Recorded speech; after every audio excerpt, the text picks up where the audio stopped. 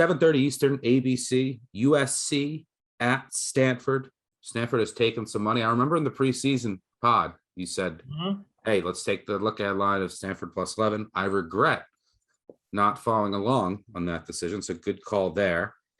Total 67.5.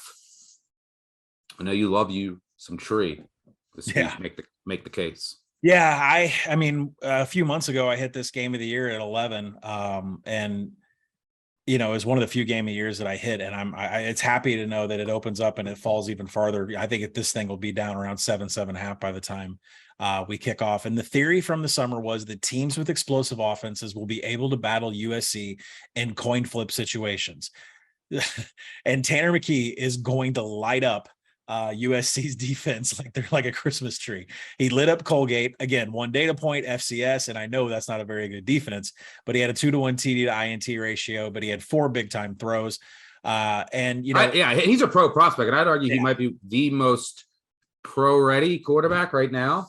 Yeah. And so I think, yards per route run is a stat that we're going to start talking about that the PFF has put together. And it just shows how many times a target is actually getting a ball thrown his way. And what did he do with that target once he got it? Anything over 2 yards per route run is considered explosive. Stanford had 5 targets over that mark last week. Again, one data point, FCS, I get it. But besides one drop by Michael Wilson, it was a flawless box score and a flawless defensive performance. So USC bombed Rice. The final score was 66-14. But you know what sticks in my mind, Stuck? Look at Rice's first drive of the game, right? Before the 3 pick sixes, before like 5 INTs and 6 drives, before all that happened, look at the Owls' first drive.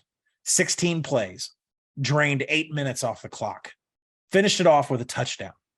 Then Rice started being Rice and all hell broke loose. But that first drive, 16 plays, 8 minutes off the clock, and USC couldn't do anything about it. That's who they really are. Now, Rice, who they are, showed up in further drives. But I'm telling you, these instant offenses in the Pac-12 are going to have a field day with these USC defenses. So, if USC wins this game, maybe it's because Tanner McKee throws 3 pick sixes. I don't know. And maybe USC is that team with the horseshoe up their asses here. But I'm telling you, Stanford has the goods to win this game outright. Yeah, you've convinced me. I completely agree. And look, last year, if you recall, Stanford, which finished with 3 wins, 1 at USC. But you know what this game reminds me of? Their home game against Oregon, who was ranked 3rd in the country at the time. Later in the year, it was actually the last game that Stanford won. I think it was in early October. I remember having them in a round robin. We'll be doing the same here. You know what that spread was last year? Oregon, Stanford? 8.5. 8.5. Just where it is today. Yeah, I agree with you. I think there's still major problems with that USC defense, and I think all the shiny pieces inflated this opener. Still a little bit of value on Stanford. Stanford will be included in the round robin. I know you do a video for Action Network. Big Bets on Campus live Saturday morning, 10:30 a.m. Eastern with myself, Brett McMurphy, and Colin, presented by BetMGM. Colin and I will go through a round robin on that show. And you better believe Tree will be included. Let's hope to avoid some of the pick sixes.